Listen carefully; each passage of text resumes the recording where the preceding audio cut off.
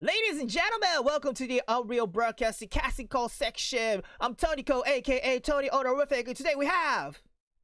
Hello everybody, the name is Belle, and it's a pleasure to be here as always. Happy New Year, everybody! Happy New Year, Thank you very much! Woo! So, oh my god, it's been so long since November, right? I'm really sorry for my absence. Let's just say life happened and family issues and such. So again, I'm really sorry for this. And you know what? Let's get to it. The broadcast casting call section. Let's go. Now, if you're interested in our just talk section in the broadcast, please check us out on our previous live stream.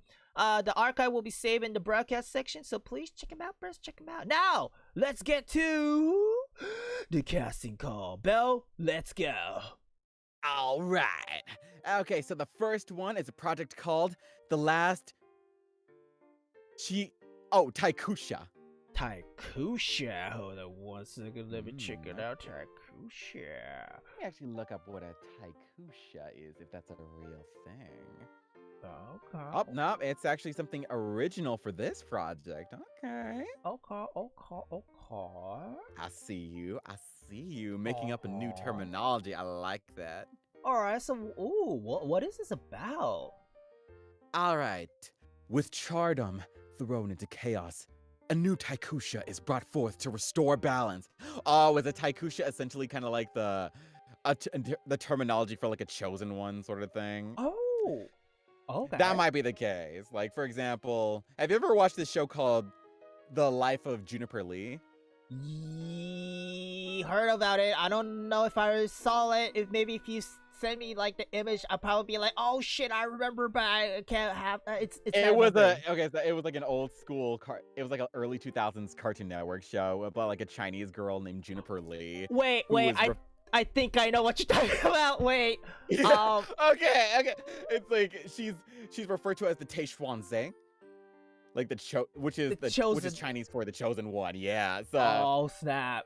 I think I remember that. It was such a really cool show, all things considered. And I'm just like, yeah, I'm so mad. Like we really do need more shows like that. So I posted an image in Broadcast Yes, Live. I remember now. The little kid too. Oh, dude. Raymond. Oh my god. Dude. This is early 2000. Oh yeah, if you think about it, it probably is early 2000, huh? Yeah, let me look back on like when it was really. Yeah, early 2005 to 2007. Wow. Apparently it was like inspired by shows like The Simpsons and Buffy the Vampire Slayer. Oh my god. Okay, yeah. Oh shit. Although, you know, I can kind of see it. It's like it has like a cute charm to it like The Simpsons, but like it's still about like fighting monsters and saving the world. Dude, I think that's my high school year, man. I vaguely kind of remember. In fact, I know the name for sure, but like, dude, it's been so long. Like it was such a cool show, and the theme song is boss as hell. Oh, I gotta listen to it one more time. Wait, I love the theme song. I listen to it occasionally. Wasn't there like a grandpa too, if I recall? Like No, there was a grandmother. Oh, was it mother? Okay. Yeah, she was the previous Teishuanze. Oh, yeah. Oh, dude, I gotta check it out. Yeah, I think you can actually find some of the episodes re-uploaded on YouTube. Oh, okay. Gotcha. Yeah, it's kind of like with shows. There are some old school shows that you can find on YouTube, just uploaded everywhere. Like, for example, the series Witch.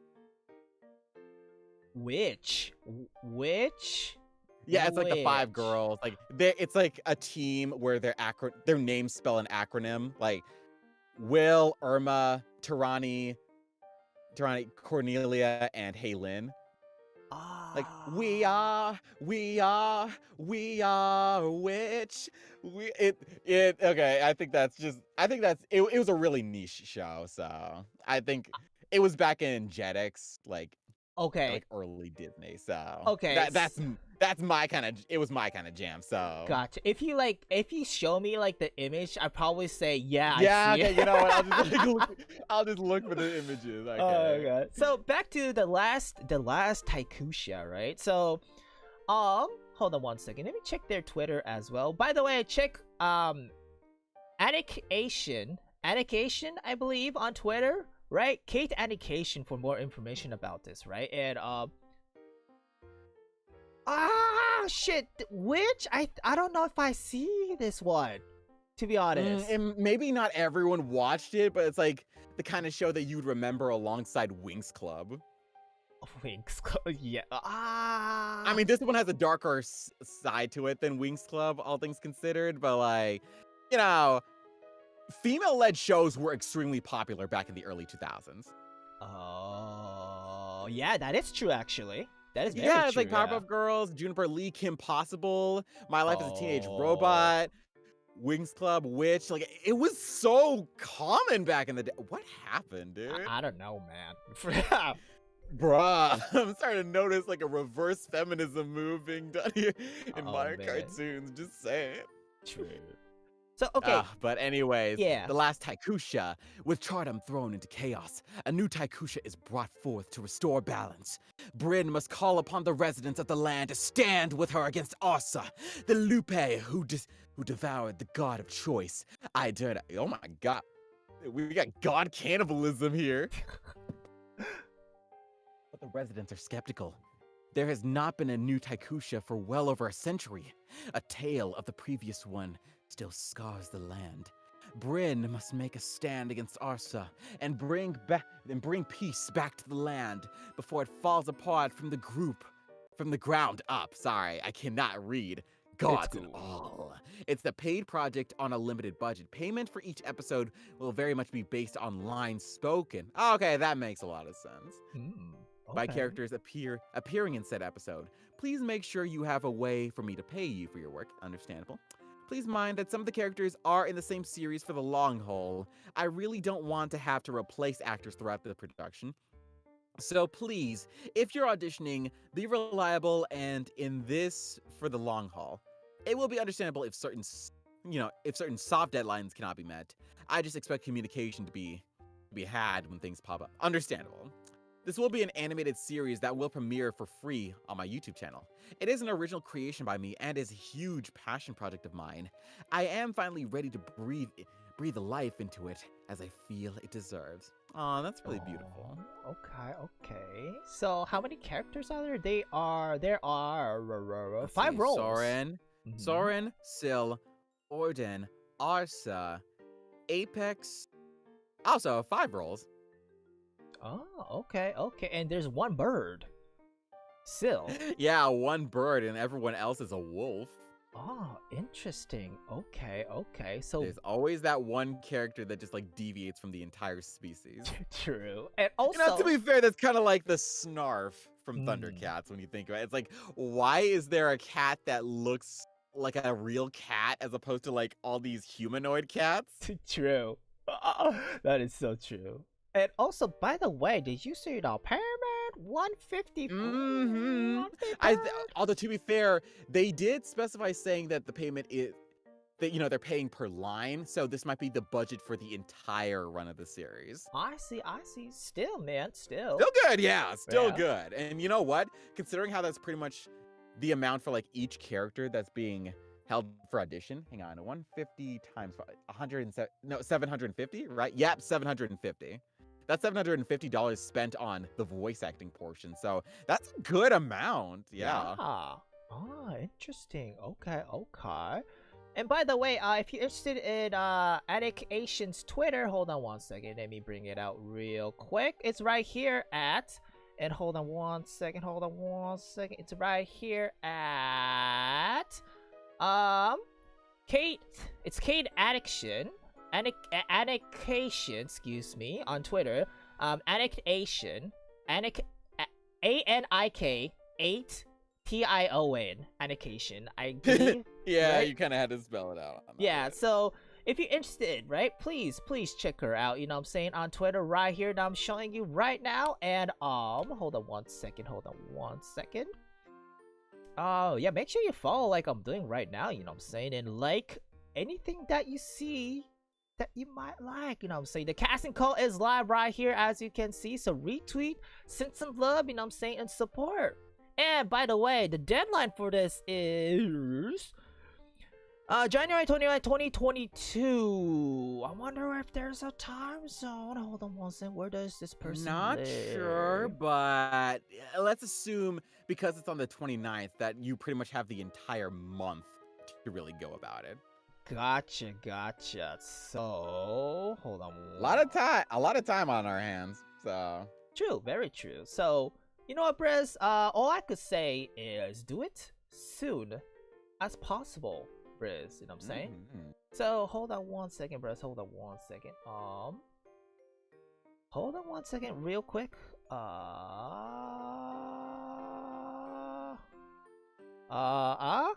Oh God.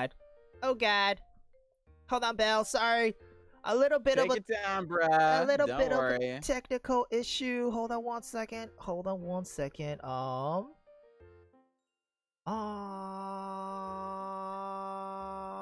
God. Hold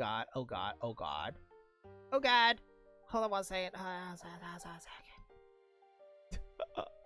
I like how Toniko just disappears all of a sudden. Jesus Christ. Oh my God, no. All right, so Baby girl, where you going? I don't know. She just disappeared, bro. Just disappeared. Oh my lord, she legit just disappeared. So you know what? Oh my God. At this point, like she legit just disappeared. Holy shit. So you know what? Let me post a picture of Toniko somewhere. I don't know why did she disappear too.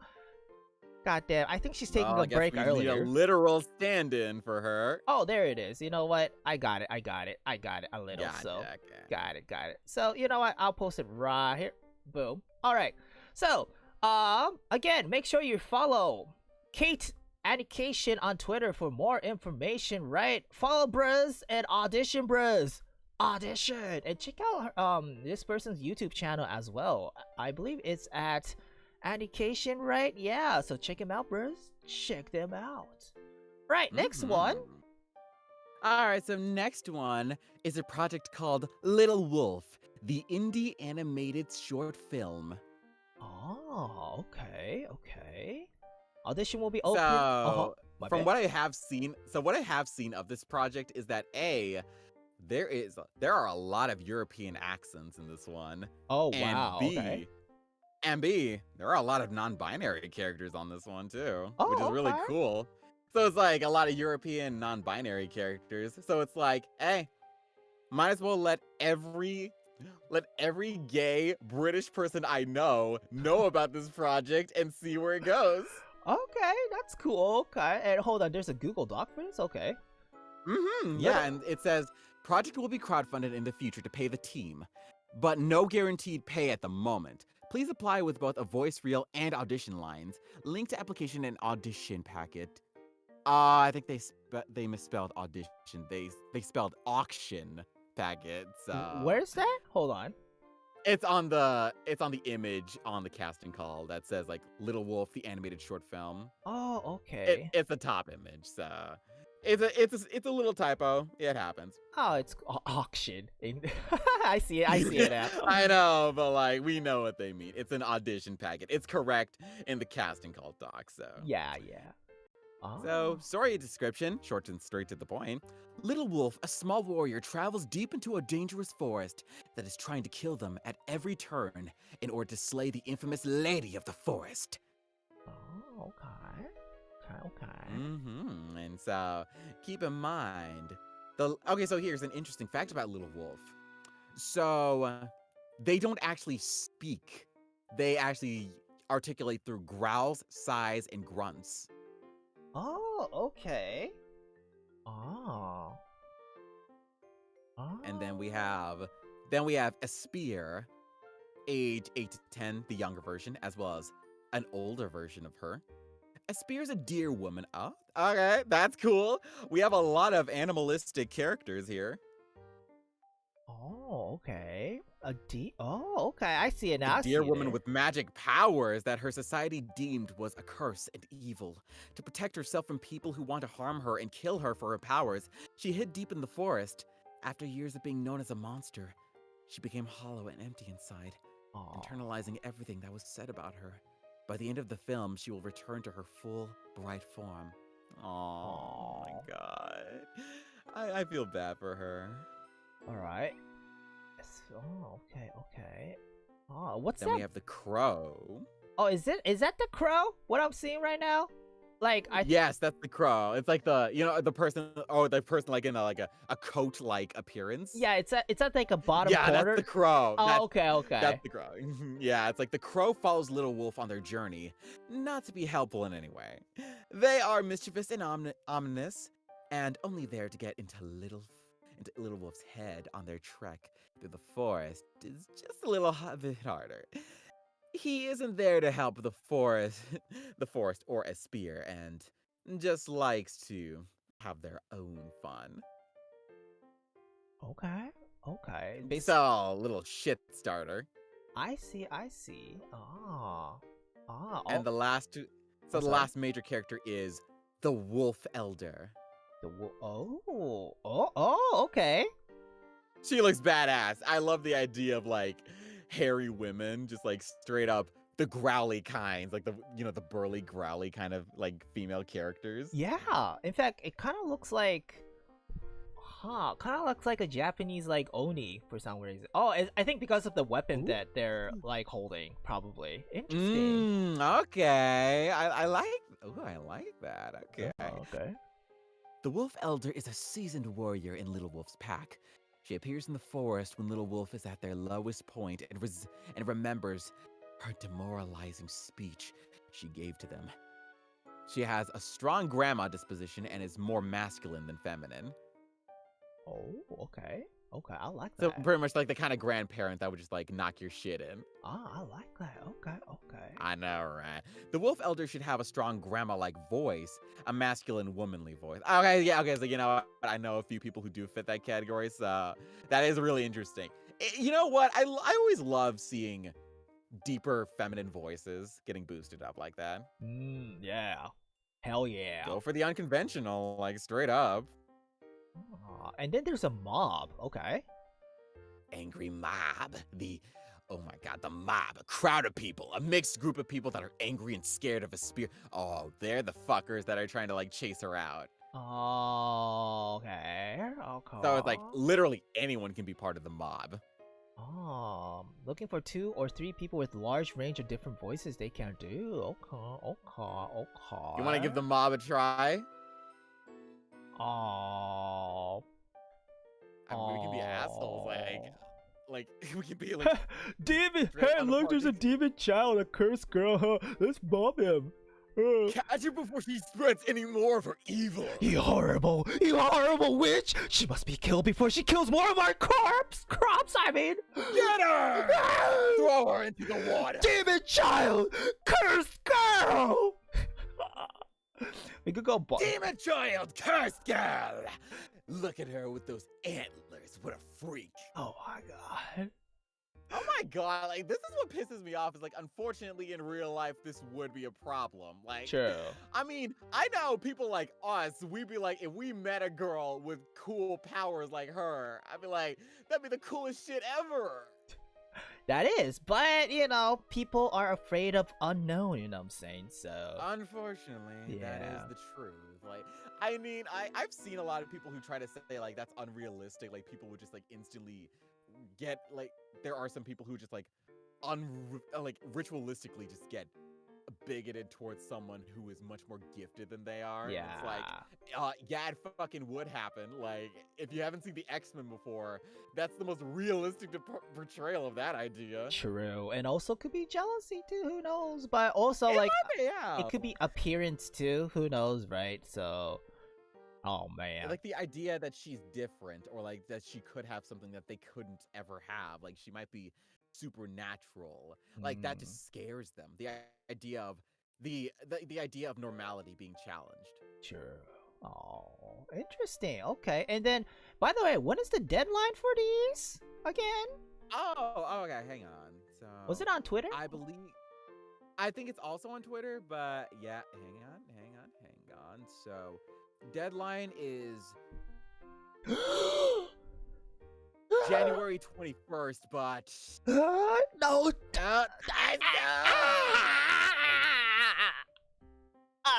So you know what? New year, so we are a little more forgiving about that. But just know, anyone else going forward, please have a time zone. yes, please do, because here's a dealio. Not everyone live in your country, you know what I'm saying? Like, internet is the whole world, you know what I'm saying? So please have a time zone, man. So all I could say is audition as soon as possible, you know what I'm saying? That's like the only best way to answer that, in my opinion. So you know what's funny though? It's like people keep on acting like you don't need math in the future, but it's like, you know what? Time conversion is technically its own math. So yeah, we all need math. I mean, math is, you actually need math, by the way, man. We do really need math, so whoever says we don't need math, I mean, just because you suck at math, that doesn't exactly mean we don't need it. exactly. Like you especially in this day of age, if you like, here's the thing, like when you purchase something, that's already math, okay? So like, yeah, straight up, like managing your finances is math. That's the most integral math you'll ever need. exactly. So all we can say is please audition as soon as possible. Again, if you're interested in this project, please follow at @somefollowerclub_ on Twitter for more information. Follow like I'm doing right now, and also send that like button to send some love, and also retweet to send some support, you know what I'm saying? So audition, Briz! Audition! Now, let's get to the next one. All right, this one's the last one, and this one's super good. Holy shit! Oh, okay. Okay, so from my buddy, Emily Fajardo, who is an incredible voice actress who's worked on multiple anime titles, by the way. Okay. Fun fact, she's the young voice of Tenko, aka Shigaraki from My Hero Academia. Oh, okay. Oh my gosh, she's voiced a lot of amazing characters. So she's the voice of, there's this recent anime where, like, there's this deaf kid in a kingdom. Death Kid and Boji, like the character she voices is Boji. Okay. I need to remember like the name of the show. It's like basically she's the lead character, and like the character, like the show has like a little bit of a wholesomeness to it. It's like Ranking of the Kings. Ranking of the Kings. Is that a new anime? Hold on one second. I said okay, but I think it's a new anime. Yeah. Hold on. I think I'm thinking of a different anime. What the hell? Okay, so it came from a manga that's apparently it's still ongoing, but like the original, like the manga first started in May of 2017. And it looks so beautiful. Oh Ranking of the Kings, right? I gotta check it out. I really gotta check it out.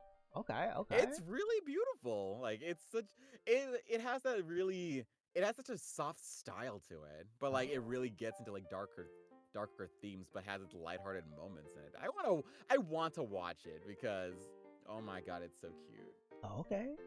Also, Emily Fajardo also she voices Hori's younger brother in Horimiya. Oh, okay. Like, oh my god, that's easily one of my favorite performances of hers. Oh my god, she's such a sweetheart. So she's recently been getting into ADR directing. Oh, and that's why opening up submissions for the new talent, eh? Yeah, so if you haven't heard before, she's the ADR director of the anime Rewrite, the water polo anime. Oh, what? Okay. And oh my god, the English dub sounds amazing. Like, she really knows how to to direct people, to give them like a much more natural performance.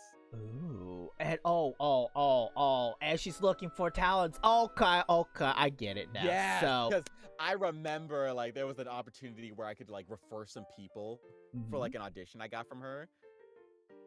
Oh. So this is one of the rarest things you'll ever find when it comes to like anime directors.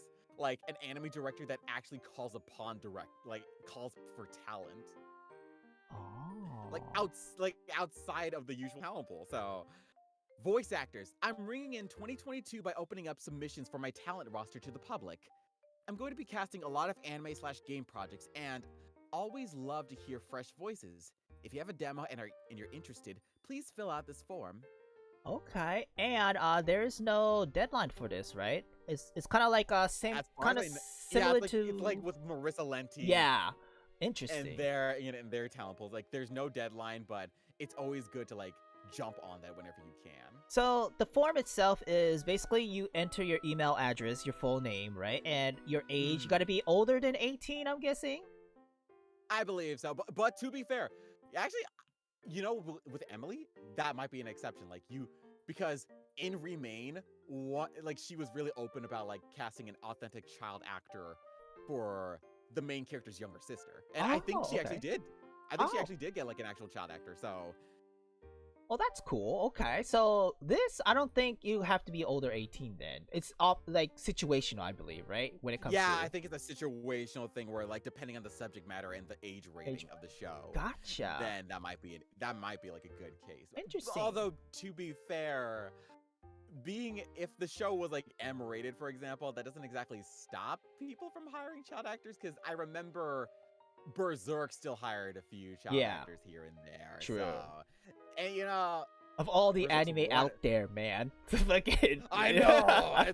I know for a fact Guts, like in the original series and in the movies, was in his youth was voiced by a child actor. So so it's never impossible. So and you know what? In a silent voice, that movie had a lot of like very mature subject matter in it, especially pertaining to bullying and suicide. So and they actually cast authentic child actors as the younger versions of all the main characters. So you know what? Like, it depends on the director, honestly. True. It depends on the director and if they choose to hire child actors for their storytelling. So what we're trying to say is even though if you're under 18, right?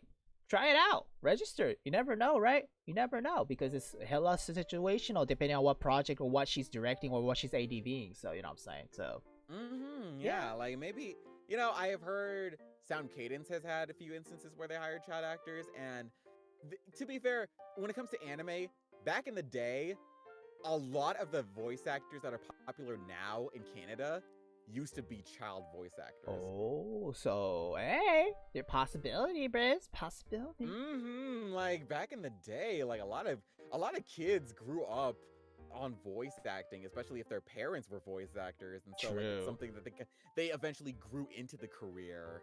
And it's like, or like it's like either their parents were voice actors or their siblings were voice actors, or it's like, yeah, that was actually a lot of the case often. Like, for example, Lucas Gilbertson, the voice of Zero, he got the character when he was like 13 or 14. Very young, holy shit, you know? Very much. Yeah. And to be fair, he has voice, like how that kind of affected him in a lot of ways. But like, dude, the fact that he grew into that, and like it was mainly because his older sister was a prominent actor in both like theater and voice acting. And fun fact, him and his older sister, they ended up in a Mega Man X game together. X Command Mission. Like, she voiced one of the villains. Oh, okay. So that was really interesting. It was like, you know, sometimes it's like, you never know what happens. And, you know, that's actually kind of the case when it comes to, for example, Funimation too. Like, Aaron Dismuke, the original voice actor of Alphonse Elric. Yes. Dude, he has grown up. Yeah. Like, oh my god, he is so badass. Like, and the thing is like, it depended, like, he knew a lot of the people that were like running Funimation at the time, like people who were in the studios. Like, his cousin is Justin Cook, who was the ADR director, I believe. Was he the ADR director? Hang on, let me look up, because like before I make that claim, because like you're gonna be like in shock when I tell you. Oh, hold on one. Yes. Okay. So he was the ADR director of Yu Yu Hakusho. Oh, okay. Oh, what? He was okay. the ADR director and the voice of Yusuke Urameshi. Oh, what? Okay.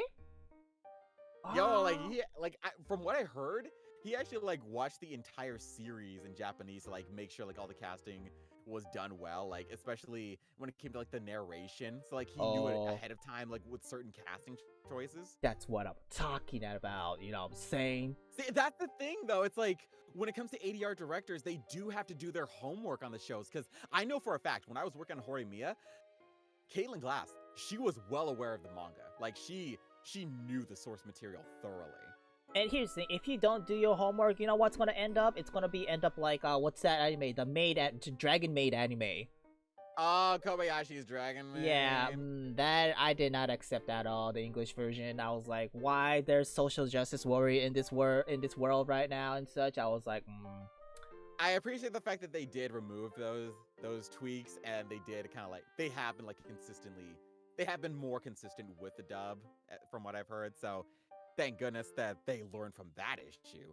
Although they did it a few times here and there, but they have learned their lesson from what I've seen. So hopefully. It also depends on like the person writing for it, because oh my god, Jessica, the writer who did the work for Horimiya, has gone on to do a lot of ADR work as far as like scripting, and oh my god, her scripting work is phenomenal.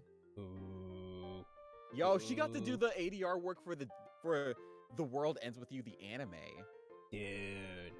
Like that was one of the that was one of the games that like helped her through a slum, like when she was like at her worst mentally. Oh, wow. And like if you actually watch the anime, and like if you've ever played the game first, you will notice a lot of things are referenced in the anime dub. Oh. Like you can tell like she played the game, she knows the game, and she will straight up like put any reference if possible. Wow. See, mad respect, you know what I'm saying? Especially when you do that, like, intense amount of research to actually make it fully, like, fully similar to original as possible in a different language. That's mad respect for me, you know what I'm saying? Absolutely, Yeah. straight up. Like she was the ADR script writer for Horimiya, and oh shit, she did the scripting for the English dub of Kaguya-sama Love is War. Oh, okay, that's cool. You know what? I've heard clips of the English dub. It sounds so freaking good. I need to check that out. Aw, dude. See, mad respect. I mean, I don't mind having your own, like, originality, excuse me, when you're doing the ADB, right? Or translation of the language. But, like, if you go too far, like, you know, for instance... Too far, like, getting a little self-indulgent, then, that can be a really bad sign. True. Oh, shit, I forgot. Yeah, she also did the ADR script for the recent Love Live series. Okay. Okay, fun fact about that one. My friend Megan Shipman, she was the ADR director for that one, and the casting she did, oh my god, it was so good.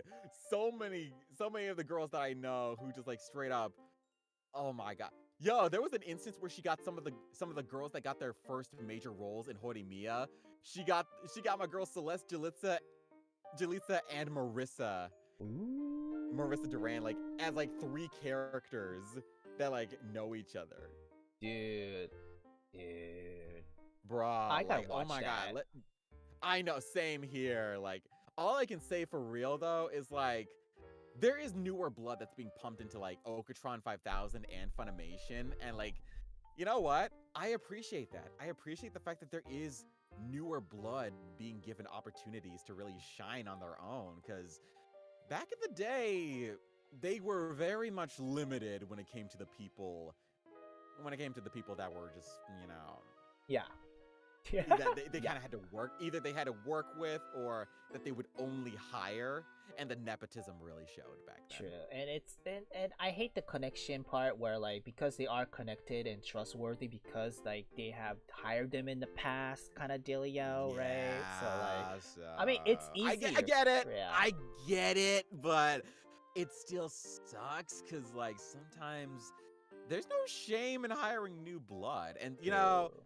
Emily Fajardo, she's been doing such a phenomenal job with like her casting, especially when it comes to the anime Remain.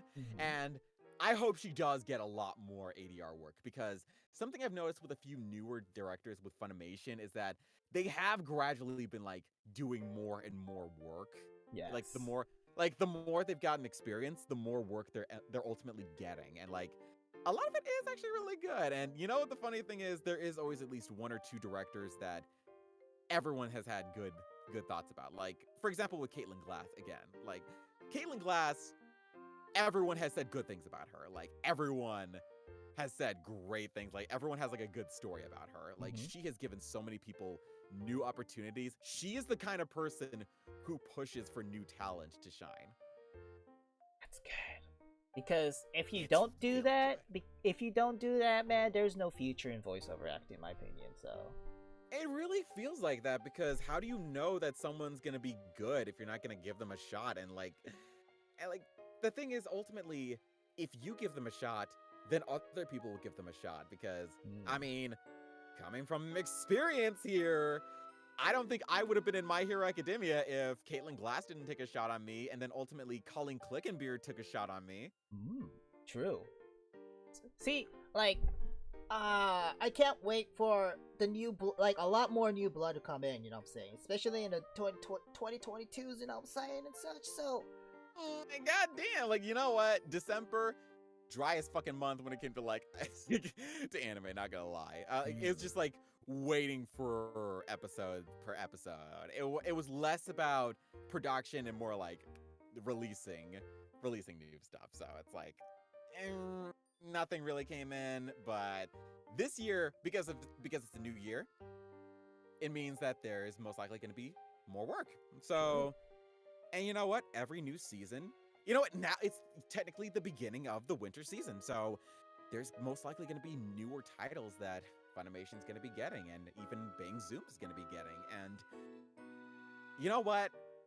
I haven't talked much about this, but and I'm sorry we've been sidetracking for so long, just like talking about like all these ADR directors, but this all kind of falls in line. Like, you know, we pretty much said everything we needed to about Emily's casting talent. Like, sign up for her talent pool. Like, she's amazing. She's one of the sweetest people you'll ever talk to. Just to let you bros know, right? When you read through the submission like form, right? Make sure you read everything, because there are some parts that you really have to think about. For instance, like opportunities you like to receive, union, non-union, indie budget. You know what I'm saying?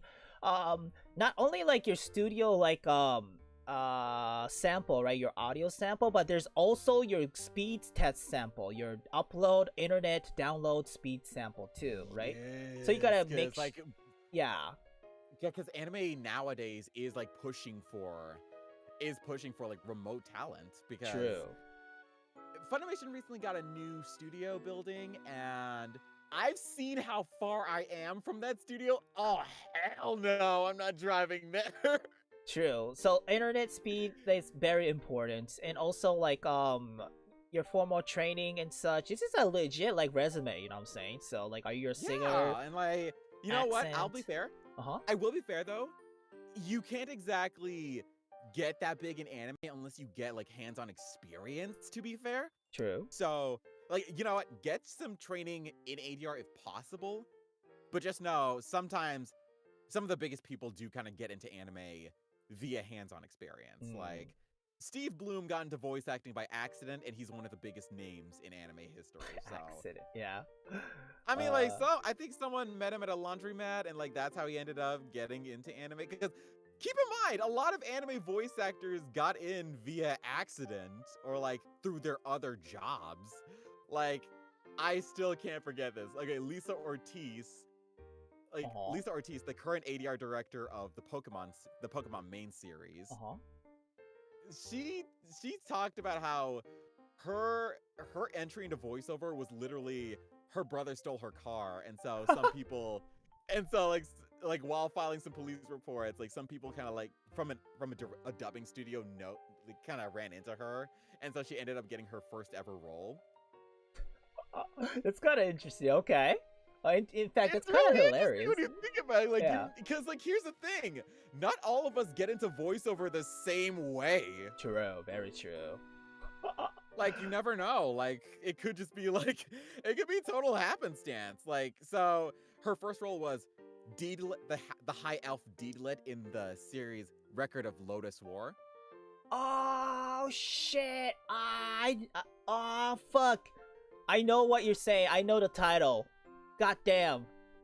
Okay, so here's the story. Like, Lisa admitted that her start in voiceovers came from her brother stealing her car, which led to a series of adventures that led her to meeting a friend to retrieve the car, who then invited her to a casting call for Record of Lotus War. That's kind of hilarious. It's the craziest thing I've Yeah. ever heard when you think about it, but it's like, think about it. Now she has her own studio. Oh, that's cool, man. Wow. She's the president of her own studio Yeah. now. She's the ADR director of Pokemon.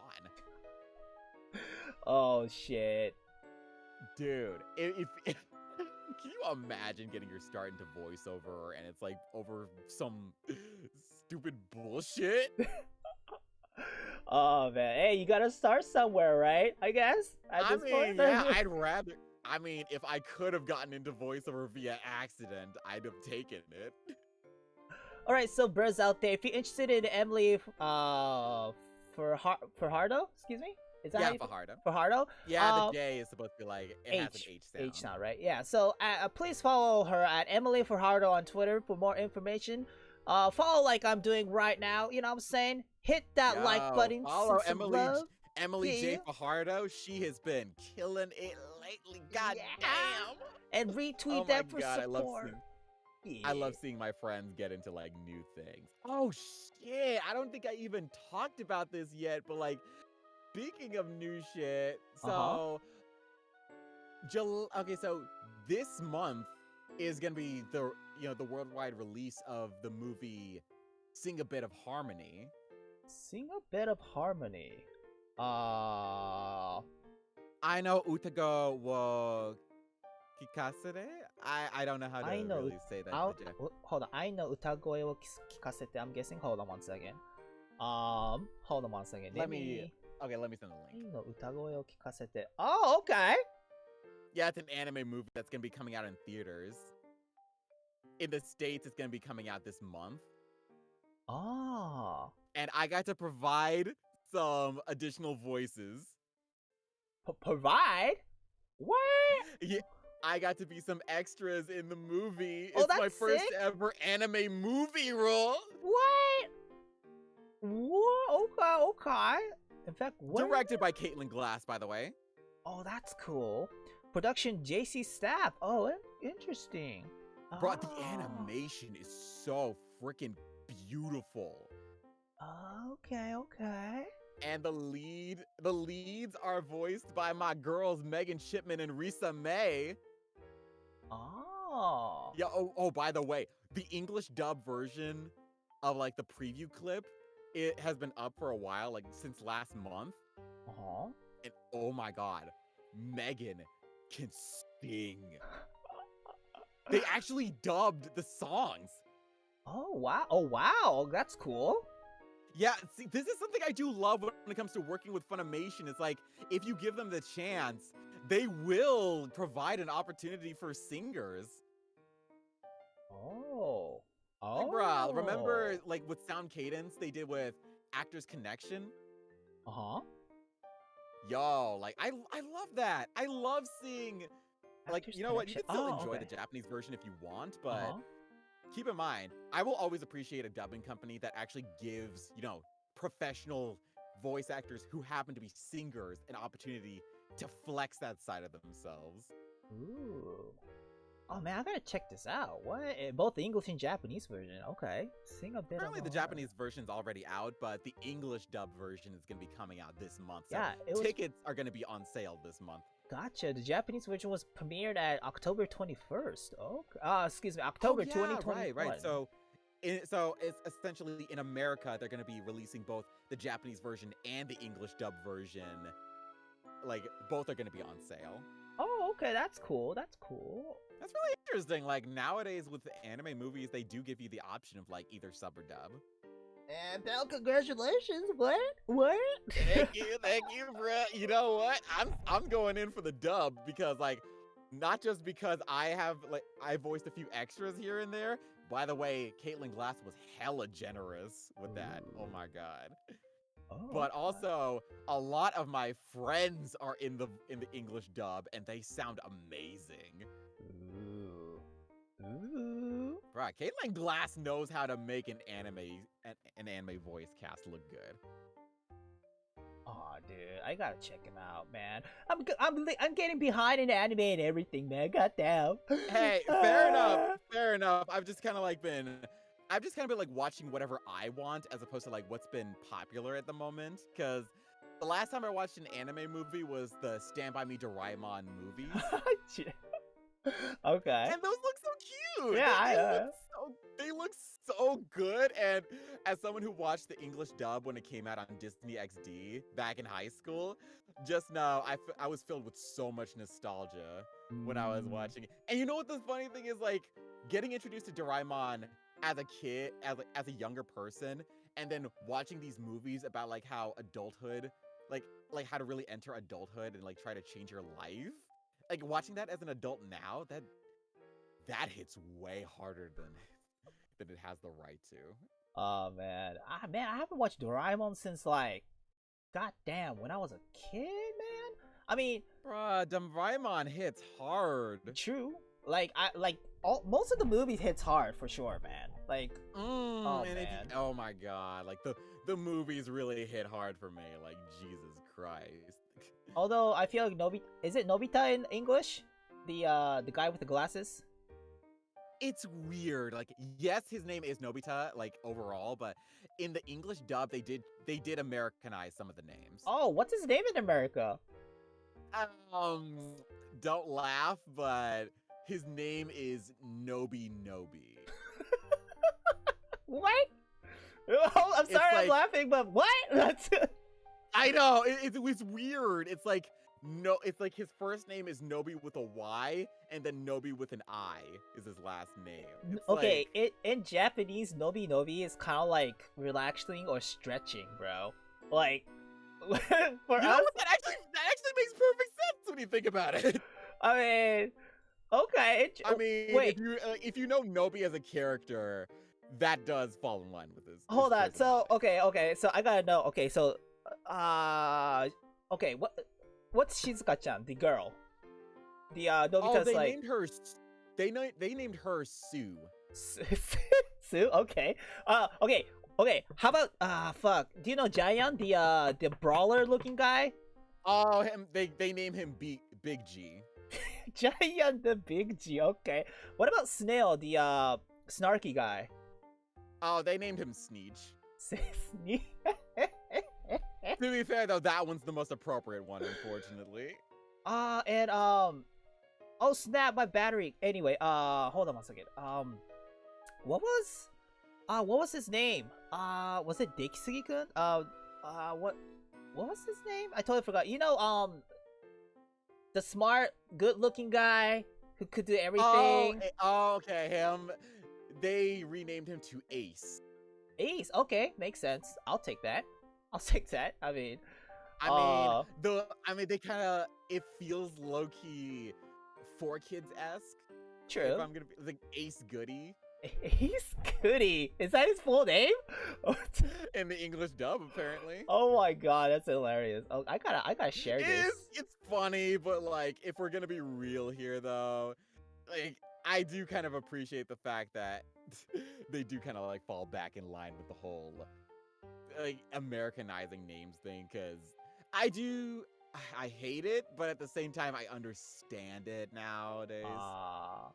Although, you know what? I think Pokemon handles it way better though. I think because with Pokemon, they actually do technically translate the names into English. True. Yeah, because like for example, with a character like Dawn, her name is like Hikaru, right? Like in the Japanese version. Wait, say that again? Like Dawn, her Japanese name is Oh yeah, her Japanese name is Hikari. So naturally, if you give her like an English name, it has to be something akin to light. Oh, so, yeah. Yeah, so like giving her a name like Dawn, like in reference to like a time of day in which light shines. That makes perfect sense. Like, you know what? I heard like from a voice actor in Pokemon, that actually is something they do, where it's like they do try their best to translate their names. Because keep in mind, there are an infinite sea of names in the world, and so some names in different languages mean the same thing. Oh, true.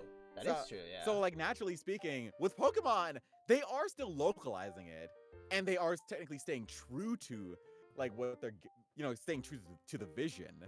It's just that how they go about it, it does coincide with, appealing to an English-speaking market. I mean, they finally get to that point, I should say. Because at the beginning, man, holy shit, like, no offense, like fucking rice ball being a donut and shit was like, that part though, no, that was terrible. That was actually terrible. Jelly-filled donuts. My favorite food is a jelly-filled donut. Like, you know what? Nice try. I was watching Digimon around that time. That's not a jelly donut, asshole. Like, at least Digimon had the courtesy of calling them rice balls. Oh, dude, that was hilarious. Even from a Japanese side, that shit was hilarious. Oh my god, that is funny though. And like those edits where they change the giant rice balls into sandwiches. I know. Like what? Wait, technically, would a rice ball technically be a sandwich in its own right? No, because it's okay. I just want to make sure. Because what's the meaning of sandwich is that like you're putting together as a what's the word I'm looking for? Sandwich you need. It's like you're sticking together, like two. Oh my god, English. You're putting things like between bread, right? Yeah, exactly. That's sandwich. But rice ball is like it's a ball form that's something that's inside of it. You know what I'm saying?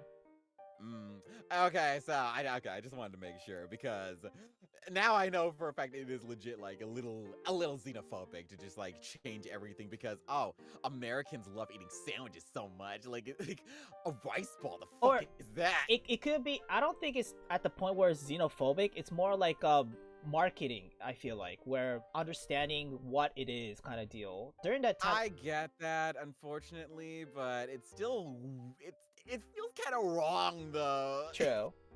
Feels kind of wrong. The naming convention, Pokemon is perfectly in the right on that one because it does make sense. Like it is interesting because it doesn't take place in the real world, so understandably, like translating it to like a general English-speaking demographic, you will kind of like have to like retranslate it into like names that exist in this country. True. So that makes perfect sense. That part makes perfect sense. And kids who do have those real-life names do feel connected in that way. Hell yeah. And I mean, if you want to watch Pokemon in the purest sense, if you really want to watch Pokemon in the purest sense, and you want to hear Ash being called Satoshi, then you can just watch the Japanese version. Like, those are always available everywhere, so... I mean, Ash being Ash is fine in my opinion, you know what I'm saying? Like, I love Ash's name. Yeah. But... And Misty... And you know what's interesting? Yeah. Some characters actually don't get their names changed, like, in localization. Like, for example, the recent main character that travels with Ash, Go, they kept his name. True. Maybe they had a conversation with the Japanese team and American team. Who knows? When it comes to ADR. Maybe some names don't actually translate into anything differently between languages, or like some characters do actually need. Okay, yeah, that might be a thing where it's like, that might actually be a thing where it's like some characters, if they are of certain importance, you can't necessarily change their name or something like that. I don't know how it works, but there are instances, like for example, Yo Asakura from Shaman King, like Yo kept his name. Oh hell yeah! The entire story is built around the Asakura family. Although, why was Hao's name changed to Zeke? Was it Zeke? I don't even remember. Yeah, they changed his name in the English version to Zeke, and it was like, have you ever met an evil person named Zeke? I'm sorry. I mean, Ezekiel, I get, but Zeke? Aw, dude. That's not an evil name, dude. I'm sorry. And then it's like characters like, and this one's not even for kids. It's like for example, Sakura from Cardcaptor Sakura, or like Naruto names, right? Although to be fair with Naruto, they embrace the fact that the characters are Japanese in that instance. Like, I'm surprised. I'll give Cartoon Network credit. Like, they air Naruto, as gruesome as it is, on Cartoon Network. That's a good back thing. Back in the early 2000s. Holy shit. because like I know other countries got hella censored, you know what I'm saying? Like I know Korea Oh they yeah, censor it's, like oh god. swords and shit, right? Oh no, Naruto. Okay, Cartoon Network had the balls to air Naruto as it was, like, but then Disney XD, the Australian cut of Naruto Shippuden, was fucking I terrible. saw that, dude. I felt so bad for people who like watched it there, you know what I'm saying? I'm like, bro, just try to find it in the internet, man. I'm sorry to say this, but like uh Like no cap, like when I was first introduced to Naruto Shippuden in the English dub, because like it was a long time since like the original Naruto ended, so it was so cool. Like my brothers and I, we were like watching it on some websites, and we got to actually see the uncut version of Naruto Shippuden, and it was like, yo, you know what? This reminds me of the Cartoon Network days, because yo, this was raw as shit. aw, dude, back in the Because day. like we saw the blood and everything. Although, you know, sometimes I forget like Naruto had a lot of swearing in it too. Oh yeah. I mean, actually yeah. Yeah, Naruto the series. Although to be fair though, not nowhere near as much swearing as like fan sub translation. Oh yeah, yeah. But like I feel like fan sub fits well when it comes to it because I prefer the fan sub. I'm not gonna Yeah. lie. Yeah, like sometimes they say some outlandish shit in the fan sub. but I remember one kinda time, makes like sense, when though. Naruto. Uh-huh. I remember one time Naruto was like, "You bitch! What did you do to Hinata?" I was like, "Whoa!" We would just like quote that. It's like, "Whoa! This isn't the Naruto I know, but it's awesome." Like they be saying shit, bitch, shut the hell up. It's like, and you know what? I prefer shut the hell up over shut your damn mouth. Shut the hell up always rolls off the tongue. Yeah, I mean, it feels so natural during that situation, right? So like, man, it's all man. I guess it's all about Yeah, like censorship. man, and, one you know, time so. Naruto punching Kabuto in the face. It's like, bastard, shut the hell up. It's like, bruh, like I was just like reading that with the lip syncing in mind. I was like, shut the hell up. Oh, Bruh, like, man. the fan subs sometimes, man, and the amount of times people call people bitches and like say shit all the time was so good. Oh my god. You know what? I think that's why I like anime dubs that are just so raw. I mean, it's because like it fits well, man. Like that's how it Yeah. relates to people. You know what I'm saying? So like how they Dead Man say, Wonderland, Black Lagoon. Yeah. Like, oh my god. I want more English dubs that just say fuck, shit, bitch, name your curse word. It fits perfectly. oh man. I mean, it's hard though because of Man, but sales. I cry Yeah. inside. I cry inside because like we'll never get Dead Man Wonderland to continue. Aw, dude. Yeah, Oh that's. my god. God is so unforgiving. Well, let's hope like new anime that's coming out won't happen to it similar to other studios. You know what I'm saying? So. Like... 2017. Oh man. god, please. 2021. Why did you have to take away the creators of Berserk and the lead writer of Cowboy Bebop too? Fuck. All I could say is like, let's just hope, man, because like, there's someone out there who would understand, and let's give hopes to that type of person. I'm saying that has the same mentality as Berserk. Yeah. With Dead Man Wonderland, I hope they give like a studio the kind of Attack on Titan treatment, where it's like a studio with a similar style that kind of does its own thing and still looks good. Yeah. Like, I want that. I really want that. Like, I don't mind a new studio taking over. And you know what? Like, it's kind of the same deal when it comes to One Punch Man Season 2. Like, yeah, it had a different style, but it wasn't that bad. True. It wasn't as bad as people were saying, you know what I'm saying? But it didn't have that like legit. Like, it kind of if anything, it had its own flair while still trying to keep with this, with the same tone as One Punch I Man. mean, I understand why people like didn't watch or didn't continue the second one. It's because of like the action part wasn't like rewarding as it was as the first one. You know what I'm saying? So. Oh yeah, without a doubt. Yeah, I will be fair. That is true. But did it look bad? Hell no. Yeah, it wasn't it like still looked bad. good. Like people, I feel like people were overreacting.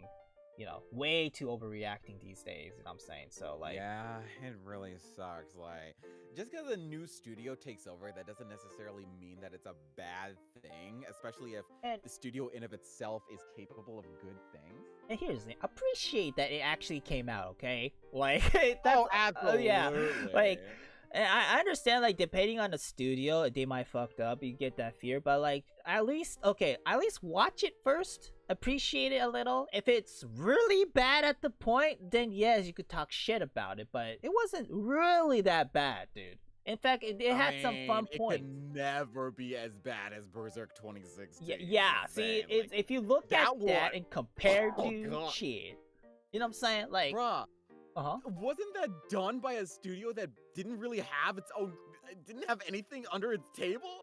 I think they went for the cost.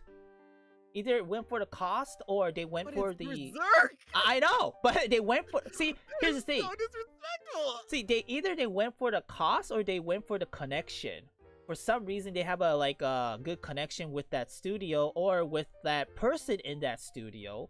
So they actually rely on the the animation that happened. So yeah, that's all. Oh shit! One of the studios that worked on Berserk 2016 later on was responsible for So I'm a Spider, So What? Yeah, exactly. So again, it must be the connection, I feel like. You know what? It might also just be like the direction overall. Cause, yeah. like, you know, maybe I don't think an experienced director was helping make the anime look good. And you know, a studio that doesn't have much experience plus a director that doesn't have much experience is usually like a recipe for disaster. True. Like it depends on your experience and like how you carry the project that you're working on, because you can have A-list talent and still turn out a crappy product at the end of the day. It's hard, man. Like it is. Yeah. I'm scared that like we won't ever get like a very satisfactory new anime for Berserk anymore. I probably will. Again, we gotta rely on the new. We gotta rely on something. What's the word I'm looking for? Not only new, but the new blood who actually understands. And by the way, just a random person. Oh, Happy New Year, adding in stuff, huh? Yeah. Welcome to our show. Welcome. We're actually gonna end soon. Welcome. So yeah. By the way, again, all we could say is hopefully everything will goes well, right? That's the only shit we could hope for, man. Yeah, that is true. And you know what? Berserk 2016 was literally 5 years ago. So honestly, there's room for another studio to take over, honestly. True. And hopefully it doesn't go, bankrupt or sued or Oh my god, there's a lot of bad stuff happening to animators and their studios. Like, true. And I've been hearing lately some crooked shit been going on, like, with some studios here and there, and it's like, dude, like, what the fuck? I mean, again, like, not every studio's perfect, you know what I'm saying? So, and that's the sad part. No. Yeah. Oh, speaking of studios and, like, anime, did you hear that Rooney Kenshin is getting a new anime? I heard that. And here's the thing, I'm not gonna talk shit about it because of what he did, right? I mean, sure, like, people... just because the original creator is a piece of shit, that doesn't necessarily... And, here's the thing. Like, some friends of mine have actually been talking about this more in depth, but how it works is the creator gets paid for, the licensing fees and shit like that. Uh-huh. Essentially they get their royalties for working on the show. For, like, creating the original source material. That much is it. But if they're not working on the main show, they don't see a penny from, like, the residuals or anything like that. So essentially, the studio is getting all the money for that one. True. Which... And you know what? If the story's good, you can hate the director all you can hate the original writer all you want, but we're here to enjoy Rooney Kenshin if it's something you grew up with and something you enjoy. Exactly. Like, you do not have to like the creator of a series to still enjoy the series. Yeah. I mean, here's the again, I'm not gonna bash onto it and say not gonna watch it based on what he did, right? I mean, yeah, what he did was kind of, not cool, Very but much fucked up. And from what I have been told, like, this does kind of like speak volumes with a more. There is a lot of pedophilia that just kind of gets thrown under the rug when it comes to like. It's a Japanese systemic issue going on, but or not. That too, it's but an issue also like how Japan sees pedophilia versus other crimes. well, true. I mean, here's the thing. Like, at least Japan is trying to. What was it like? Like the sexual what was the English word? Fuck the Sexual misconduct.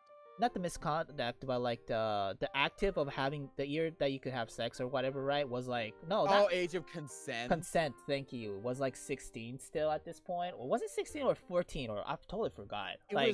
It was originally 13. Or yeah, it was originally it was like really low, and of course that was like nowadays we all like what the fuck, Brett, right? Like yeah, straight up, like that's disgusting. But at the same time, see, this is something I think a lot of people who try to use age of consent as a defense fail to realize.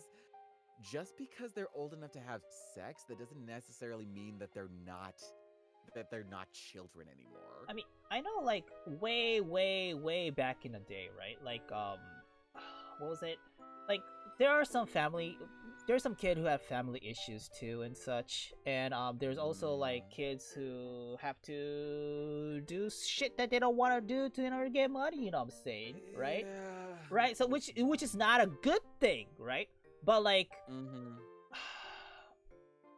that that actually speaks volumes about the issue with the system overall. Yes, that is because true. The fact that they would have to resort to that is a systemic issue overall. Yeah. Like you should never have to be in a situation where you have to give yourself up like that. Like but here's the thing, this is not only like Japan too, like in other countries it happens absolutely, too, you know what I'm saying? Like, and just a random this is person like a worldwide systemic issue, like straight up. Like if you ever have to feel the need that you have to give up your body to like make ends meet, like, and it's not even something you want to do, that is a terrible thing. Like, and if you're underage, that's a horrible fucking thing. True. That has to be that's forced on you. And it's like, I really wish that we were in a position where we could like stop the problem at its core, but we have to like be able to really discuss where the problem lies and like how to really. I mean, it lies back in a day in their system, you know what I'm saying, which hasn't updated or changed. I think that's the issue. That is most likely the issue, where like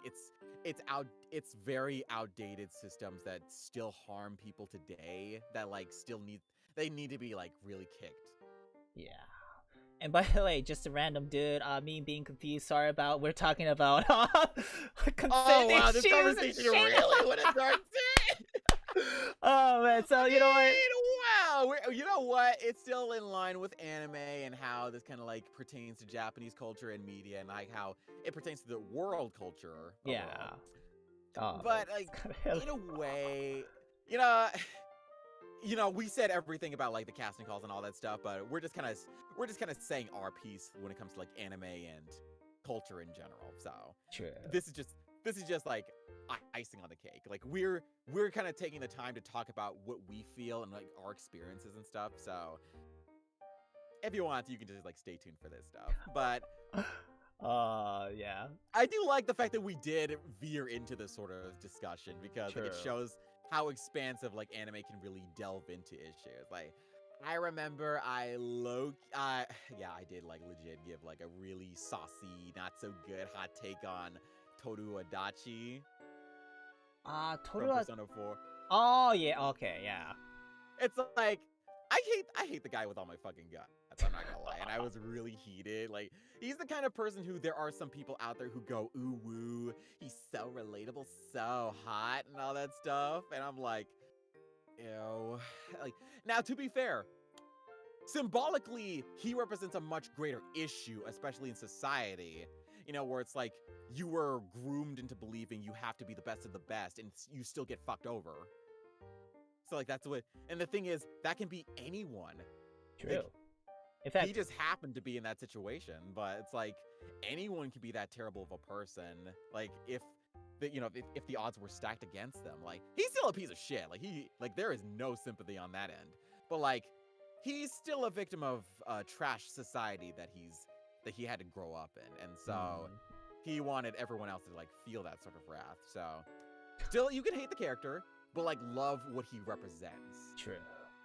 All right, He you know, might like Huh? it's kind of the thing with the Joker and other characters like that, where it's like you hate the fucking character, and I don't like when people try to infantilize a terrible person, true. but you can still love like where they're coming from and what they represent to the plot and reality in general, because there are people unfortunately in those situations where it's like the world destroyed them, and so society as a whole and like how they were groomed into it destroyed them, and so they end up taking, like, while it doesn't justify what they do to other people, it is still a result of some other bad situations that happened to them. Their upbringing ultimately led them to a dark path. Not an True. excuse, but it is like a good like dissection of like what makes a human a bad person ultimately. And here's the thing.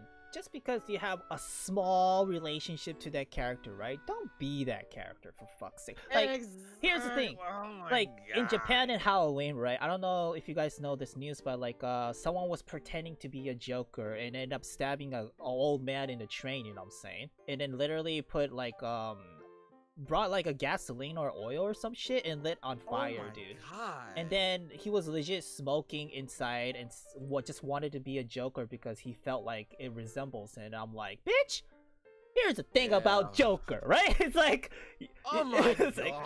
Like again, like this is what I'm pissed about. Like there's little resemblance, because the reason why he did it because he got fired from his first job that he wanted to do. And that's it. And that's why he said like, fuck society, fuck the world, fuck everything. And he just decided to want to be a Joker for a day on Halloween, right? And wanted to just kill people or whatever. And I'm like, bitch, you don't even relate to Joker at all, right? First of all, Joker he became what he was because of not only his mental issue, but like psychological issue that legit almost killed him, right? At the point where like it became him. Like there is way more to his character than just, oh, I suffered, so everyone else has to suffer. Exactly. With me. It's like ew. That's what made me do my awful hot take initially, because like, and I feel bad for making it, but at the same time, what my point was essentially was that there are people who oversimplify how much they relate to a certain character. Yeah. To the point where it's like, oh, this guy does shitty things, and it's like, he's a gross piece of shit, so he's relatable to me, and it's like, ew, like, why would you relate to that? Exactly. It's like, for me, it's like, get the fuck out, right? Because for real, it's like Rick Sanchez from Rick and Morty. Like, yeah. He's the worst example of it. There are people who legit think that, oh, I can relate to Rick. No, you fucking can't. Like, again, like, please don't, like, and act as it is, man. Like, don't emulate the terrible people that you watch. Like, that's so toxic. Like, it's okay to see some parts of yourself in a certain character, but don't justify them. True. Like, understand why they are the way they are without justifying them. You can have bad people exist without trying to normalize the bad people. Like that's the disconnect I wanted to voice, and ultimately it was a disconnect a lot of people get. And there's this one person on Twitter that like posted a reply on Atlas. Okay, so Atlas's Twitter, like saying memories of Adachi, and it was like, yo, some of the people who are fans of Adachi really don't like women. Oh, wow. It's like some of these people, that's what kind of bothered me, because like it's low-key, sometimes it's low-key true. Like, he's a very compelling character when you dissect what he represents and what he's been through, without trying to be like, oh, he's been through a lot of stuff, even though he did a lot of bad stuff. So he deserves a free pass. Like, I don't like people who try that shit. Like, you can understand a character and why they're a bad person, or like what could redeem them, without justifying them. It's like, True. y'all are toxic. Like, this is more of an American problem when you think about it, but like, Or it could be a, some of y'all are toxic bitches. or I think it's a worldwide problem, to be honest, man. So like, It can still be a Yeah. worldwide problem, but like, American fans, especially, like with anime and stuff, they can kind of be a little creepy about it. true. Got you.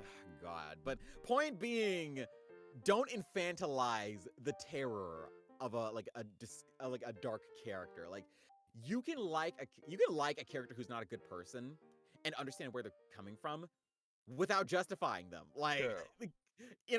on the other side of the spectrum, like, for example, with female characters, like, say, Amy from Gone Girl. Uh-huh. Uh-huh. A few videos of women who just, like, straight up, like, were painting her out like she's the victim in their relationship, even though she, if you know Gone Girl, you know she's not. Oh my god, she is such a monster. Like, yeah, she had a shitty upbringing with her family. That True. no one deserves that. Like, no one deserves to have a shitty upbringing. But like, if you're trying to tell me that you're trying to tell me that she's the victim in a relationship when she literally killed a guy and framed her own husband for like awful things. Hey, man. Like, Ew. yeah. Like, ew, like, don't justify that shit. Like, it's gross. It's gross. Like, there are a lot of characters I like that are terrible people, and like, I would never justify them in real life because there are some personality traits in real life that are fucking ugly. Like, there are some people in the world, like, you would just bitch smack if you ever met them in real life, but like, I would never be like, let's normalize that shit. Oh man. Or it could be like simply rather than like they wanna it could be like they wanna say they wanna normalize it, but it's more like a fantasizing it, right? Because they can't do it in real life, so it's low-key fetishizing the toxic personality trait without you can address the toxic personality trait and like something regardless of it. That's the thing, though. Like, when it comes to media, you can like something that's not very PC while at the same time knowing it's bad. It's either people like, are really... I mean, we like South Park. Like, we know a lot of it is... but... like, we don't condone the bad behavior in it. Exactly, we don't copy that shit, you know what I'm saying? Like, we know it's bad, but like, see, we gotta stay there. Like, we gotta stay at the point where we know it's bad, right? And then we don't act to it, you know what I'm saying? So exactly, it's like you can watch it knowing that it's supposed to represent something. It's not supposed to be a looking glass into reality in the sense that we have to, do the very thing. It's like okay, I understanding the character as well, but you gotta understand the director or the creator of why this character was created too, you know what I'm saying? And then why they're doing this shit too, you know what I'm saying? So like yeah, interpretation is very open-ended. Like there is much more nuance to storytelling than just like the bare minimum the bare minimum interpretation people like to see. And this is something I have a problem with people interpreting when it comes to stuff like the Disney princesses. Like, some of them you might have a good case for, and this is something like back when I was in college, this is something I like low-key argued with, but like on a understandable level. It's like, I understand where you're coming from, but it's not as bad as people try to make it out to be. Like, for example, some friends of mine in voiceover, like, we have talked about like Beauty and the Beast and how some people interpret Belle loving the Beast as Stockholm Syndrome, when you think about it, no, that's not the case. Oh man, I mean, because she didn't get kidnapped. She was going in there of her own accord to save her father, and she exchanged her freedom for his. Yeah. So it's And then second of all, the first time she actually tries to talk to the Beast after she's like his new prisoner, she literally runs away. And like she still scolds him like after he saves her. So it's like now, so like she's not gonna let him get the upper hand on her like that, even if he did save her. Like she still called him out for his shit.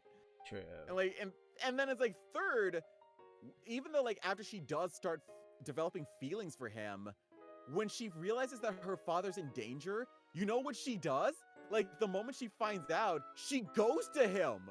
She didn't stay with the Beast disregarding her father. She loves her dad more than she loves the Beast. Like that's beautiful when you think about it. And the Beast understand it too, you know what I'm saying? So like yeah, like it was beautiful. Like he loved her enough to let her go when it was necessary. And even though she does love him back, she loves her father.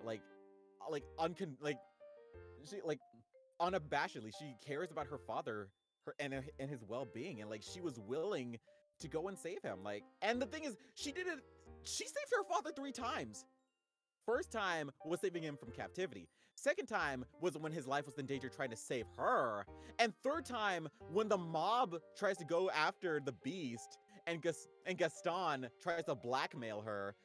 But then it's like she uses the mirror to show the Beast to save her father. Hey. Like, what part of that is Stockholm Syndrome? Dude, all I could say is that it could be just their imagination, right?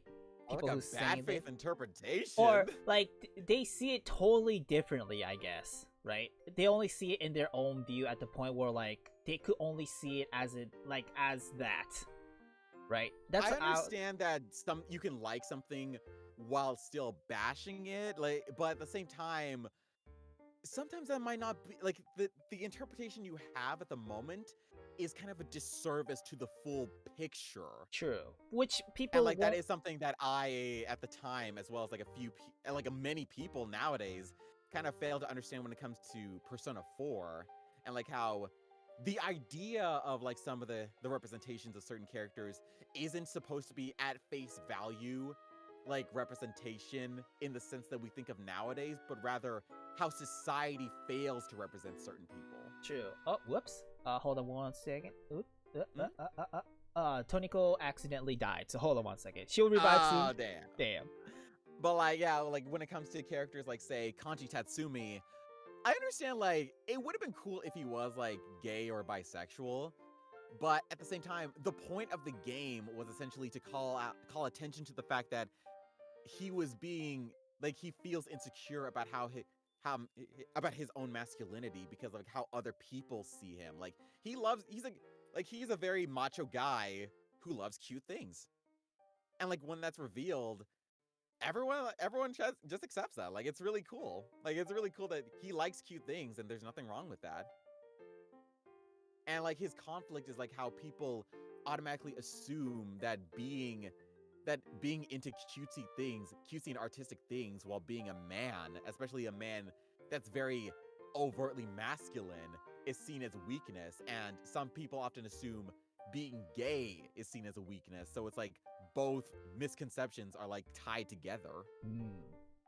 Like, again, like, for those people who cannot see that, right, and actually see it as I shouldn't say a different way, but their own hard way, even though that's kind of out of the picture, right? It's most likely how I usually say is they live in a box, right? Because that's the only world they live in. So, and that's the only world they could accept, and that's the only world where they could understand. And this happened not only to the young ones, but most likely to the old people as well. Like, look at the Japanese government, for fuck's sake. No offense, but like, or not only the Japanese government, but every other government out there too. You know what I'm saying? So a governor or politicians in this world are fucked. Yeah. So anyway, bruh, we gotta end very soon. I'm sorry for stopping it right here, right? So nah, it's all good. This conversation was really good, but like it has to come to an end. Yeah. It has to. So thank you very much to Just a Random Person for joining in. Thank you. And Alish Rhiannon, I believe you are a bot, so thank you, bot, for sharing the VOT.FYI thing. I think that's a bot number or whatever, right? Thank you, bot, I guess. So again, Just a Random Person, thank you very much for joining in. And that is it for the casting call section of the Unreal Bruhcast. Belle, where can people find you? You can find me on Twitter at BelRusapeVO and on my website, BelShPurusapejr.com. And Tony Bruh, where can people find you? You can find me at Tony Honorific on Twitter, Tony Honorific on YouTube, and also in the Unreal Broadcast. If you're interested in Toniko, the moving girl you see right here, right now, right, you can find her at Toniko_VTube on Twitter and also on YouTube as well. And that is it for the casting call section of the Unreal Broadcast. Bros out there. I believe everything's kind of toning down, you know what I'm saying? But still not enough. So all I'm gonna say is, right, please take care, you know what I'm saying?